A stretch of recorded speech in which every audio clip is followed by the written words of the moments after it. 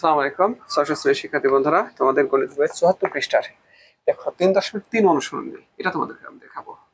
দেখো এখানকার প্রথমে ১ নম্বরে একটা প্রশ্ন দেওয়া আছে, এটা কিন্তু টিক চিহ্ন বলছে মাইনাস এ এর যোগাত্মক বিপরীত সংখ্যা কোনটি। তাহলে কি দেখো মাইনাস এ এর যোগাত্মক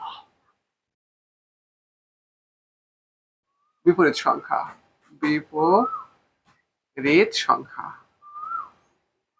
কি হবে প্লাসে। আসলে যোগাত্মক বিপরীত সংখ্যাটা কি জানো, যদি তোমার মাইনাস থাকে তাহলে সে প্লাস হয়, প্লাস থাকলে মাইনাস হয়ে যায়। ধরো এরকম আছে -7 এর যোগাত্মক বিপরীত সংখ্যা কত হবে +7। আবার বলছে শুধু 9 এর যোগাত্মক বিপরীত সংখ্যা কত হবে -9, তাই না। বি এর যোগাত্মক বিপরীত সংখ্যা কি হবে -b। ওকে, আবার ধরো 3 এর যোগাত্মক বিপরীত সংখ্যা কি হবে -3।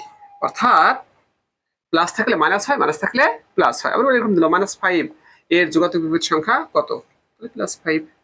ওকে, মূল কথা হলো এই প্রশ্নে কিন্তু তো আছে এ এর মাইনাস এর যোগাত্মক বিপরীত সংখ্যা কত প্লাসে। ঠিক আছে, এবার দেখো 2 দেখাবো তোমাদেরকে এখন আমি। 2 কি বলছে যে 12 এর সাথে 12 এর যোগাত্মক বিপরীত সংখ্যা যোগ করলে কথা। তাহলে 12 এর সাথে, ধরো 12 এর সাথে যোগ করবো কাকে 12 এর যোগাত্মক বিপরীত সংখ্যা। 12 এর যোগাত্মক বিপরীত সংখ্যা কত -12। এই দেখো এটা যোগ করতে বলছে, করলে যোগফল কত হবে এটা আমাদের চেয়েছে।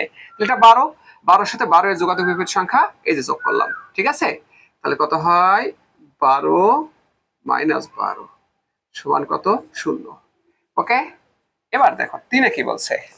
3 এরকম একটা অঙ্ক দেওয়া আছে, ফাঁকা ঘর বিয়োগ 15 সমান কত -10। তাহলে বলছে ফাঁকা ঘরে কত বসবে। দেখো আমরা পক্ষান্তরের নিয়মে জানি ফাঁকা ঘর সমান কি, দেখো -10 + 15, কারণ মাইনাস যদি স্থান বিনিময় করে তখন সে প্লাস হয়ে যায়। অতএব ফাঁকা ঘরে কত বসবে 5 বসবে। ওকে, 5 বসবে। ঠিক আছে, তো ফ্রেন্ডস তোমাদের আজকে 3টে দেখালাম, বাকিগুলো করা দেখাবো। অসংখ্য ধন্যবাদ এই ক্লাস অংশগ্রহণ করার জন্য।